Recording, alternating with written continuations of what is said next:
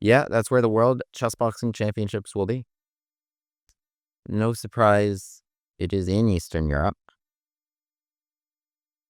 I mean, they're good at chess, they're good at combat sports. Let's try this gambit again. It's with, like, right, rook a3, e6, right? d6. So, okay, what to do?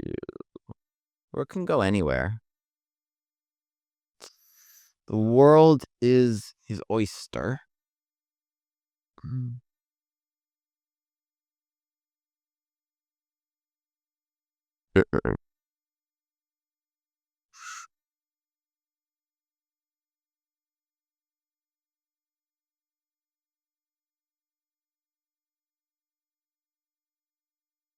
All right, let's just play this without any respect. Let's just take and rook g3. b3, bishop b2. Shift him over. So now you kind of have to go g6. I think you do, because the bishop can't come out this way. So we've done this fun idea. And okay, and now we got on bishop b2. And ac6 might have been a waste. Okay, well, they have e5. But let's all work together. We got our rook pointed here. Unless you're castling this way. I'm really giving away my hand. And I'm like, you should go the other way. Okay, let's go here. Fun little setup we've got. Fun little setup. Let's put the knight here. Bishop can come to g4. Okay, not a bad square. Not a bad square. Let's go bishop e2. We'll just move the knight. g5. Knight f5 is coming. No biggie. Knight f5. Rook just needs a new square. Should I sacrifice him? Take. No. He's too powerful. He's too powerful. Let's hit this pawn now. An h4. I didn't see this as a resource. Take, knight h4. Because the knight's hanging, right? And h4, what I would... Oh, you can't do that. I was going to say knight h4, what I was going to do is just come in e4. I think that's actually quite nice. I defend this knight and pressure this weak pawn. Let me talk about this opening a little bit after the game, because I have another video where I played a different line, or I faced a different line with e6 with this fun gambit. I think in both those games, I probably should have lost, but now, well, as long as we close this one out, things are looking good. Rook is still in a funny spot. He's still in a funny spot. Let's go take king h8. I go take and, well, I'll just take it. I mean, if you take, I have bishop a3. So d5, and the queen's coming to c4. Or coming to g3. That's an idea. Let's come. I had an 86. How long have I had that for? My king is safe. King is safe. Oh, I forgot about the clock. Let's not forget about that. And let's talk about this opening a little bit after, as I said. Take g7. Okay. Really? No. I mean, they want that. It looks appealing. I get that much. But it's not like that appealing. I don't want that with check, please. Here. Trade the bishops. Keep the knight out of d3.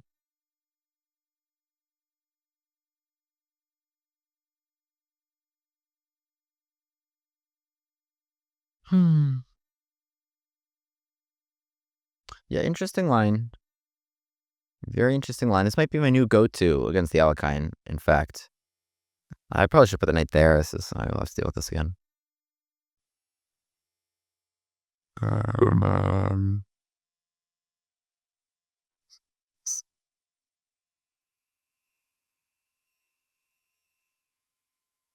Let's bring the rooks to c8 and queen to e8. We're eyeing e2.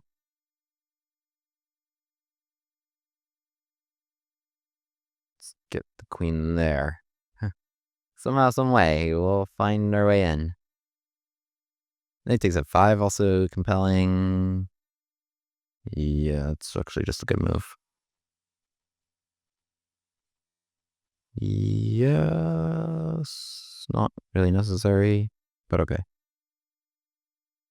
Yeah, it's very winning, actually.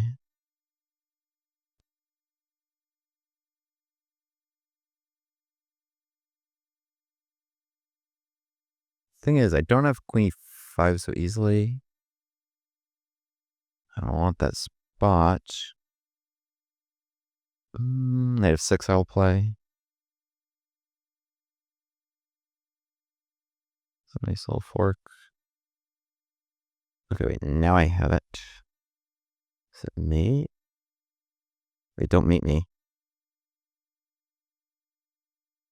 This is mate. Okay, check queen g5. Yeah, we got him. Okay. Okay, GG. All right, interesting stuff, interesting stuff. Let me analyze this game real quick, and then let me get back to the opening idea here. So against the Alekhine, well, let me get back to the opening idea after, and I'll talk about the dummy gambit, and I'll talk about here and how we can sacrifice the rook and why that's effective as well. Against d6, I'm not really sure what the best way forward is. But again, let me actually get back to all that. Okay, let's just analyze just the game. So we have rook g3, and you can see here, I'll turn on the eval bar for y'all. It is about zeros according to the engine ac6. I play this move b3 to get my bishop out, protecting these pawns from the knight. So like my queen doesn't have to guard that or anything. Okay, e5. It's actually already much better for black. Engine wanted me to play d4 before they took space with e5 to fight for space in the middle. And here makes, I guess, a little bit more sense. Okay, in the game b3 here, brought our pieces. I go for this h4. They shut me down with h5. Of course, I want to play h5 here and open up these files with some pawn trades for my rooks. But they just play h5, and it allows them to also enjoy this nice g4 square for their bishop. I try to trade that off. Knight e7. So, yeah, I mean, they could just castle into it. Like, it looks scarier probably than it is. But it's hard for me to open files at this point because h5 kind of closed it. What I would need is, like, a trade here, and then move my rook, play g4, make a pawn trade, then play h5, right? So it can take some effort, and in that time, okay, they can play knight d4, d5, then get my king in the middle, right? So it's like, I don't have all the time in the world to just arrange whatever I want. They go for a more direct idea here, which is interesting. Knight e7, trying to play knight f5 and trap the rook, which looks appealing. The issue for them is knight g5, and so they play knight f5 anyway, which makes sense. I play rook d3, and they take, queen takes e2, like, oh, this all makes sense, right? So I'm trying to take here, and of course, I'm also trying to play knight g5, because so I played h4, giving them the g4 square, because I can't play h3 to keep a piece out there anymore. They played h5 equally, kind of giving me the g5 square. You don't really want to play f6. It creates some other weaknesses, blocks your bishop, and also I can just hop in 86. So h6 is no longer possible, so my knight is happy to hang out there. The other point of making that trade is I want to maybe play g4, make that pawn trade, then, okay, h5, then we're like really rolling here. My rook on d3 actually does a nice job. Like, my next move is probably going to be like maybe knight b4 or knight e4, targeting d6, opening the bishop up a little bit, and also looking at like f4 or g4 breakthroughs using all my pieces here. And okay, just trusting that you can't get to my king, I'm just going to play g4. For example, if you castle into this, yeah, I'm going to go here, I'm going to go g4, queen takes g4, h5. We're going to keep working there. In the game, so it's equal here. In the game, they just made a one-move blunder here with knight d4. They just made a one-move blunder. They couldn't decide where to put their king. I was going to try to attack it wherever it was, but okay, like the engine keeps saying castle, just be safe. And at minimum, like, you bring your own rook into the game, so it gives you the opportunity to also blow up in the middle of the board if that's where my king is, even if I have some routes to get to yours. So, like, in general, good to castle your king if you've got some pawns there, because then you can also counterattack your opponent's king very easily if there's a stuck in the middle, right? Blowing up in the center of the board would not compromise your own king safety. Knight d4 was just a one-move blunder, and I just took it. I mean, they just missed that this was pinned. So I'll go over the rest of the game very briefly, and then let's revisit the opening. So here, they undid the pin. I didn't hang my rook. f5 c5 was a nice use of the pin one more time. Takes here e4. They did a lot to try to annoy me here. Light square pawns, dark square bishop. Smart idea to control lots of squares. Okay, finally I saw knight e6 was an option there. This was kind of interesting. I mean, like, if you just move your queen, like, I'm really just taking the bishop or taking the rook and kind of taking everything. So it's kind of interesting that kind of made the game a little compelling here. Going knight f4 and having this idea to hop in knight d3 check, which is kind of annoying. Okay, I probably should have just allowed knight d3 check, and okay, you take this, because my knight on e6 is actually very strong. It's just one annoying check. I think they probably didn't see queen c4 was check when they sacrificed the queen. Maybe, I don't know. But so here they took that. So they have a rook and for the queen. We're able to trade those bishops in e3, which I kind of regretted, knight b2, and then just f3, just keeping the knight out of the square. f3, trading off, and just kind of crashing through. Okay, but here we lost that pawn, but we got to the 8th rank, and so I had kind of a clear idea of what I wanted to do. They did a good job setting up. No easy route for me to get here or here. I don't see how the queen's getting there. I probably should have just eaten this pawn, queen a8, rook h8, looked at those ideas. But okay, I had the sacrifice. Then they're looking at some counterattack. So yeah, as soon as the knight moved, queen e5, I should have done and gotten right in there. That's why it jumped to main 7. Instead, we got a little bit testy here. It's saying rook h8 was a forced checkmate in the sequence, which is actually really nice here. Check. And they have to go here and mate or something. But, okay, I mean, I think I can be forgiven for that, especially in time trouble. So queen e5 with seconds on our clock. It's still winning. Oh. Wait, no. Oh my god. Oh my god. Queen e5 was a huge blunder. Went from main 7 for white to this. We both missed h4 check. Whoa. Yeah, queen e5 I lose because check forces my king to h2. And then there's just an h4 check. And I lose. Wow. Wow. I really got away with one. Because they went check here, king g3, and now there's nothing. Now there's just nothing. And now I get it on there on h8. Whoa. Because if they take, right, here is what I was looking at. Whoa. Okay. Anyway, technique up a queen aside, let's talk about this line in the Alekhine. So, what we have before is the dummy gambit, right? Let me talk about that real quick and why it's so great, but why we might need something else. Dummy gambit is knight f3, d6. You can get this pretty much every time, right? So let's start from the top here. e4, knight f6, e5. This is the Alekhine variation, which, by the way, I kind of recommend if you're playing black and just kind of need something easy and quick to play. A simple formula you can follow, generally, unless your opponent is totally crazy like this, is if your knight's attacked, move the knight. Otherwise, here's what you're going to do. You're going to play d6. You're going to go c takes d6. You're going to put your bishop on g7 and castle right away.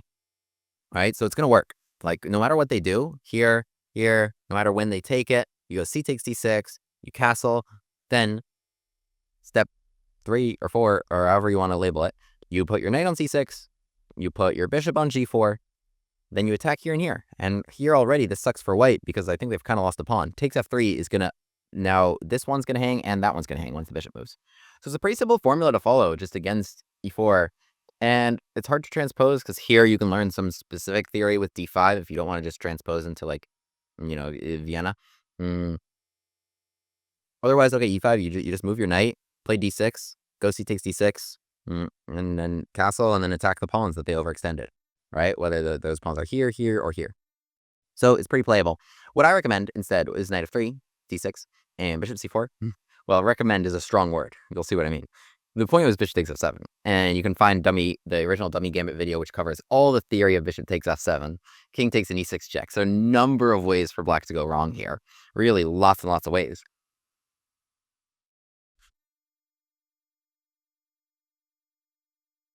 The trick here is that we're going to h5 next turn, right? If they play bishop takes e6, then h5 looks very appealing. Because then, okay, anyway, you go back here, and I'm not even down anything, and I have this knight that I can just defend that's really in your face. And if you go king f6, okay, there's like lots of fun checkmates here. If you take even more, bishop f5, okay, I have g4. If you take even more, for instance, then like check and mate. This is like a fun one. Okay, king takes e6 is also losing because there's check and the queen coming out. What black needs to know, there's one refutation. It's statistically unlikely that they find it, but it's with like g6 to create a square so that queen f7 is not checkmate in this position. Otherwise, if they didn't go g6, we can checkmate them with just the pawn. So like a lot of really fun lines, but I call it dummy gambit because it is actually refuted that you can just be down a piece if they find that defense, statistically unlikely as that may be. What's an interesting gambit is the Tate variation named for international master Emery Tate, a4. Is actually, his son is Andrew Tate. a4, which threatens to trap this knight, right? So if they don't play a5, then they're in hot water, right? Because like e6, a5. The pawn is still here, controlling the d5 square. All right, if you just go c5, okay, not a great move, and they can just jump back there, and now it will never be removed again. So we play your a4, okay, a5, what's the point? We just include these moves. The point is now we play rook a3. And like how I had in my other video, after e6, the most obvious move to just hit the rook, rook g3, like, yeah, totally playable. It ties down the bishop because of the hit here. But what we can play is d4. And then, what, are you really going to develop the bishop and not take the rook? Because now rook g3 has a tempo, right? So I can just leave that as long as I need. If you take it, then knight takes a3. This actually becomes really fun. I talked about this in my other video, but queen g4, dark squares are really weak. Knight b5 we're hopping in, potentially d6 or c7, bishop g5, knight 3, h4 here. But we can have a very fun time. You can imagine here, just like the hit on g7 right now is already really brutal. Like you can't castle into that because of bishop h6 and g6. Okay, at minimum, we can take the rook back. And at maximum, okay, after g6, the queen is bordering on trap. This is already a really sticky situation for black as we play h5 and open up the h-line to decide the game. So losing a dark square bishop can be very bad. My opponent in the game played, and I think that's what most people are doing. Let me open up the database real quick. Okay, well, I'm 2-0 here. 1 d6, 1 e6. You see me. Okay, d6 is actually more common than e6, and the move being played here is typically just pawn takes d6. In the game, yep, that's what I did. C takes and e6 are both playable. I guess against e takes, it's a little dangerous because this can be open. I think what we just want to do is like d4. If the bishop moves, then rook g3, I think, comes very nicely because of castles. Okay, now like knight f3, bishop can come to h6. So like the rook's going to shift over to g3 pretty nicely here. After d6, so imagine like c takes d6. So this is like what Alekhine players are doing. Yeah, rook g3, and again, like, okay, they should probably play g6 here because it's hard to get the bishop out any other way. We just play d4, and I think, yeah, we just come after it with like h4. Trying to play h5. Trying to play h5, so they should play h5 themselves. We play knight f3. I don't know, it seems fun. Like if they castle into this, play like knight c3, bishop e2, knight g5, trying to take on h5. I like the setups of the rook here. Shift the rook over to g3. g6 is the best way for them to play, but we're still going to try and get him with h4 and h5. Yeah, knight g5 and maybe sacrifice seems like a fun idea. I don't know. Yeah, I really like this rook a3 idea. If they play e6, let it get taken. This is probably what I'll be playing now because of dummy gambits. I think while it works, while I have a very high win rate with it, I mean, I can't in good conscience continue to recommend the line that just loses a piece. Miles plays chess. Thanks so much for the follow and for the raid. Marila's Garcia, thank you for the subscription. Yon Chilin, appreciate y'all. Yeah, so d6 here. Yeah, I mean, we just take it like you would in Alekhine. Shift the rook over to g3, d4, and you just kind of play chess from there. You just kind of play chess. It's kind of funny. But yeah, you play knight f3, you play h4, leave the king in the middle for a bit. Maybe you castle. But the rook's pretty, it's pretty nice on g3, and it's a very funky idea that will get your opponent off guard. It's like, it's pretty equal according to the engine, maybe a tiny pull for white, but I like it. I like it a lot. You know, there's a lot of theory that your Alekhine opponent would probably know more than you, and now this is something that you can do they won't know. So to review, it's just e4, knight f6, e5, and we hit the knight. This is very common if you're playing with d4, but instead we're going to play this funky move a4, try and trap the knight. Okay, a lot of people are playing like d6 here, which is not a good move, but if a5, rook a3 we're talking about, e6 we lose that rook. So we sacrifice that rook rather. d6 we just trade it, shift the rook over to g3 like in the game. If d6 here, I don't think that's a great move. I think, yeah, a5, and then I think we can play e6. Can we play e6? Yeah. I like this a lot. Like d6, okay, it's playable because you're not losing the knight, and obviously it's like a helpful move. But let's stick with another gambit here, which is e6. So we lose this pawn in a way that forces them to play f takes. Now for something like d4, that's kind of uncomfortable for them. e5, we can answer with d5. So we play f6. And here we can just kind of attack this pawn. Here they got to develop. We can attack this pawn. g3, bishop h3, rook on e1, h5. And then black is kind of lacking for space, I think, a little bit. So I think that's a fun little gambit to do there. So there you have it. A full repertoire against the Alekhine. Made up a little bit on the fly. I didn't even do any preparation for this video or the prior video. Prior video was a fun one where I won a game sacrificing this rook. The opponent played a very strong player, took on a3. I'll link that video as well, and I talk about that and those structures a little bit more. But subscribe if this all goes to YouTube. William Grave, the Gambit man, takes his seat at the board. E4. E5. Knight F3. Bishop C5. The Bushgas Gambit on the board. On with the Gambit classes.